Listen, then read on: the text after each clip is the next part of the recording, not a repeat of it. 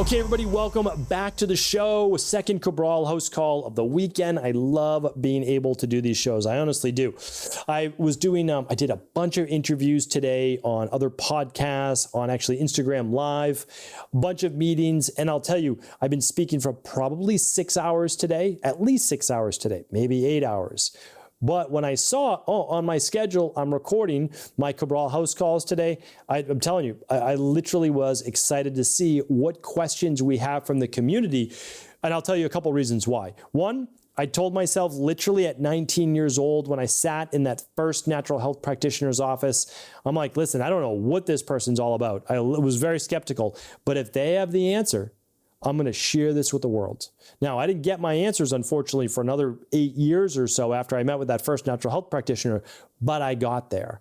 And I was very grateful for it. And I'm extremely grateful today, 30 years later after I first got sick. So it's pretty unbelievable. The other thing too is I love looking at your questions because it also then leads me to say, I need to do more teaching in this area. And oftentimes, like Ellen's question yesterday, if you didn't tune into yesterday's show, certainly do that for additional, more in-depth podcasts as well. All right. So today's show is going to be at stephencabral.com/3495 if you want to follow along with the questions. And this will probably be the last time that I do say this, but I just want to let you know that as we were transferring over servers on stephencabral.com, big website, over 5,000 pages, questions that were submitted from July 20th, through August 1st were lost in the, cyber ether.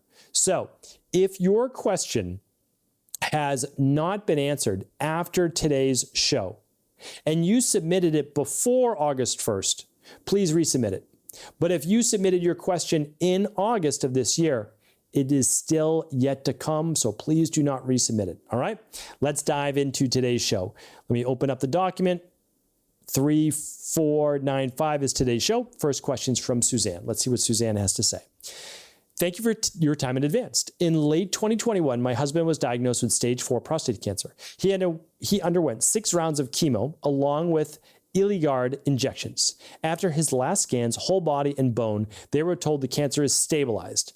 He's currently on 300 milligrams of Nubeqa, I don't know how you pronounce that word, Nubeqa, 2 times a day, down from 4 times a day because I asked about it, and Lupron injections every 3 months. We have consciously changed our diet, no sugar, no alcohol, no processed foods, and he's doing pretty well, although he does fatigue and sweat easily.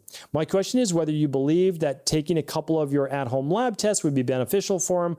I'm worried about these powerful drugs he is being given and have noticed a reluctance from the doctor about reducing his drugs any further. Thank you again. Okay, so we do a ton of cancer support with people. So just to give you my disclaimer, can't provide any medical advice, medical treatments, medical cures, medical diagnosis. Okay, so we provide a lot of cancer support. If you want to go to stephencabral.com/cancer, all of my free information is there on basically what to do if your loved one is diagnosed with cancer. Okay. I can't speak on the medications that he's being given, but what I can say is at the very least, running the Big 5, or if you can't afford the Big 5, I understand, go, and again, these are at cost though, then go with the starter kit, the vitamin tox test. And that will give you all his vitamin levels, all his mineral levels. It give you gut health, mitochondrial health, if he's fatigued, and heavy metals. That's where I would absolutely start. And you can go to stephencabral.com/starter-kit. And that'll give you the direct link right over there, okay? So that's what I would do. And then if you don't want to, you're not able to, you'd have to ask his doctors, but I would then start with the daily foundational protocol level 3 plus the immunity protocol. If you just want to go straight to what should he supplement with. All right. But again, no medical advice. All right. Sheena's up next. Sheena says, hi, Dr. C. Hope you and your team are well. Thank you, Sheena. You as well. I recently went for blood work. I fasted for 14 hours and was wondering what your thoughts are specifically reading my lipid panel and iron panel. My triglycerides is 1.3, total 4.0, HDL 1.7. All right. I have to stop you there because Most likely these are from overseas, and I do not have that conversion chart in front of me. I use all US-based numbers. And so when we look at triglycerides, the healthy number is between 50 and 75. The HDL is above a 59. The LDL is typically below a 110. So like I can help you with all of these things, but you'd have to give me the healthy range because I don't have that in front of me if these labs are running like Australia or overseas somewhere. So again, Sheena, I apologize on that. I just don't have it in front of me because I work with a ton of clients from Australia and New Zealand and over in Europe. But even a lot of the labs they run are now using more of the US-based ranges from functional medicine-based practices. But anyways, I can just use whatever ranges are on a lab test I can read, so it's not an issue, but I just don't have your lab test in front of me. All right, so in ferritin is 44. My doctor says she's concerned about my triglycerides. How can I lower them? She's concerned with my ferritin and iron levels, so she's sending me for hemochromatosis blood test to see why the levels are off. Hemochromatosis is typically elevated levels of iron. Your iron at 44, your ferritin at 44 is typically a normal number. We talked about that with Ellen yesterday on the show. So again, unless the blood range is different where you are, I don't see why that would be considered high. Strange. But fasting glucose is 4.9. Again, different measure than we use. We look at fasting glucose below 126 for type 2 diabetes. In my practice, I look for it below 95, ideally below 90 for fasting glucose. Hemoglobin A1C, okay, we're on the same page. Yours is a 5.2. That's a great number. TSH is a 1.04. That's also a great number. Auto complete blood count is 3.8. Again, not sure the reading that you have on that. Would love your thoughts on food and supplementation. Okay, so I just, again, want to apologize up front. I don't have the lab reference range, so I won't say it again, but your triglycerides, we can help with that. If your triglycerides are truly high, there are two things that are typically elevating them. One is fructose or processed sugar. The other is elevated levels of fat in the diet, and that actually can be an issue for triglycerides. Most people point to fructose, which is from alcohol and fruit juice, not fruit itself, and other processed food that can absolutely elevate triglyceride levels. I'm just giving you like two of the basics. And so can elevated levels of oxidized saturated fat as well. So processed foods in general. I'm assuming you don't have a lot of those. Again, I wish I could help you to a greater degree. My apologies, Sheena. All right, Madia is up next. Madia says, hello, Dr. Cabral, is giving me all right, let me go back. Hello, my doctor is giving me a hard time to prescribe an MRI for my breast exam. Do you have any doctor you can recommend that can help me in the greater Los Angeles area? So I don't have that doctor, but you can link up with Pronovo. I don't get any payments for this, but you can use a code when you call them to set it up. I think it's Cabral 300 or Cabral 250. That's $300 off your full body MRI, and that will look at breast tissue as well. And I have a whole podcast on MRIs versus mammograms and thermography. Check that out if you haven't seen that show. If you can't find it with a Google search or at stephencabral.com/podcast, you can always ask at cabralsupportgroup.com. We'll find it for you. The team's amazing. Okay, so let's see. And then also, if your doctor won't ever do an MRI for you, you can literally have an MRI done yourself. Like you can go online and you can run an MRI and you have to pay out of pocket, or they'll charge it to your insurance if you choose to. So you can always do that if you're, again, a doctor giving you a hard time for doing something preventative is so wild, like so wild to me. I don't understand that in the least. Like, who are they working for? Are they working for the insurance company? Are they working for big pharma, or are they working for you as their patient? When a client comes to me, I am in the service of them. Literally, they are my client. I do what they ask.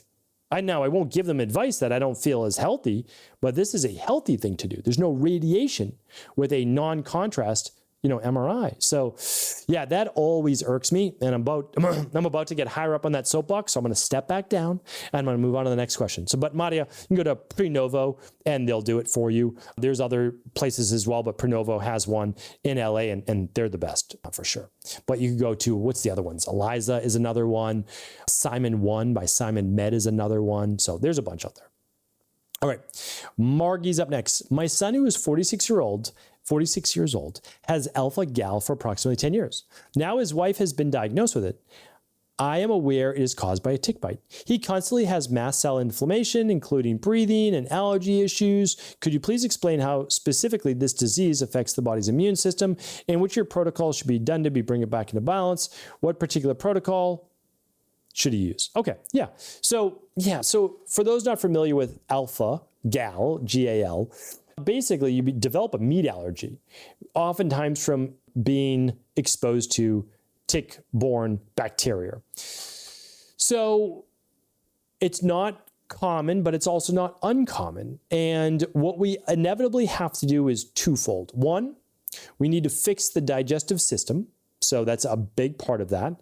We usually run the gut bundle. Ideally, I like to run the big 5 plus the stool test. That's if you want my exact advice, that's what we do in our practice. If they can't do that, okay, then we look full picture at the gut. That's a really important thing. And then we work the process from there of rebalancing the gut. So if there's H. pylori, candida overgrowth, because remember, oftentimes when people have a tick bite or Lyme, they're given months of doxycycline.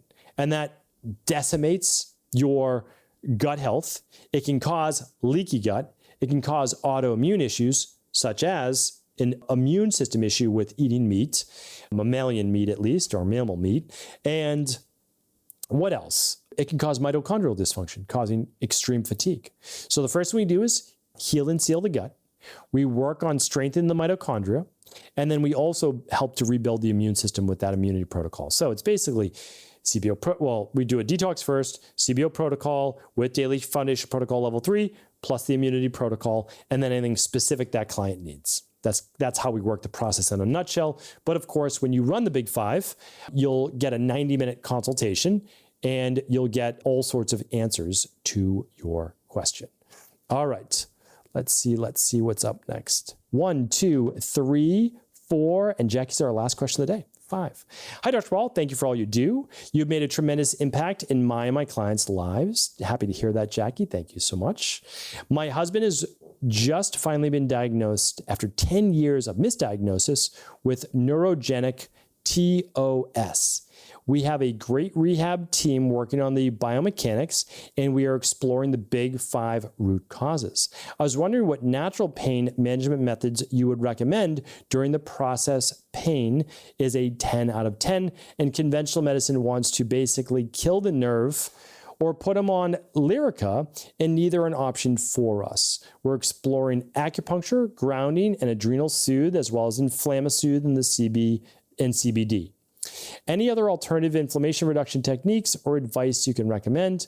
Could you do a podcast on natural pain management strategies for people with chronic pain? I think I will. I think that's a great idea, and I will definitely do that in the future. So I believe, I don't know if it was you or someone else, but I talked about TOS, thoracic outlet syndrome, on a previous podcast just a couple weeks ago.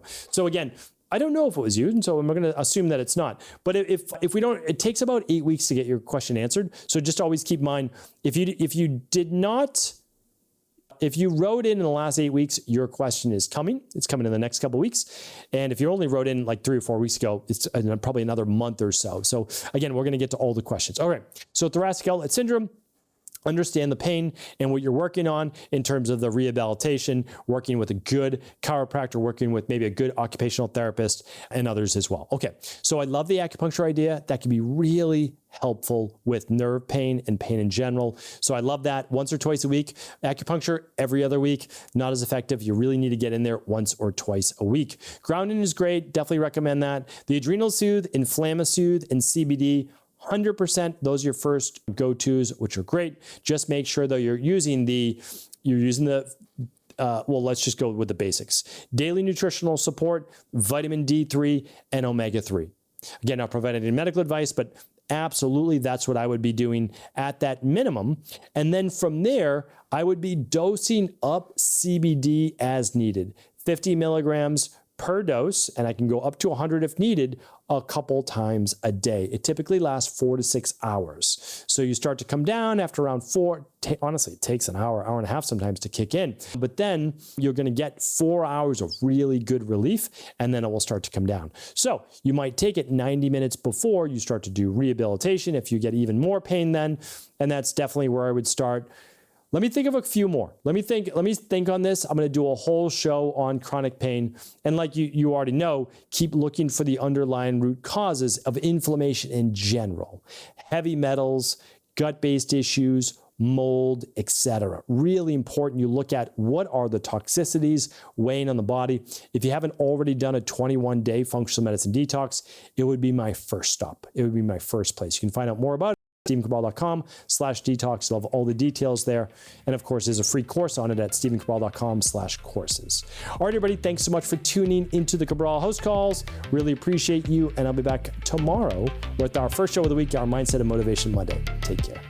Thanks so much for tuning into today's show. Before you go, don't forget to hit that subscribe button. I want to make sure that you're getting our daily content, not missing out on anything functional medicine, wellness, weight gain, weight loss, anti-aging, living longer, stronger, and all of the most cutting-edge research.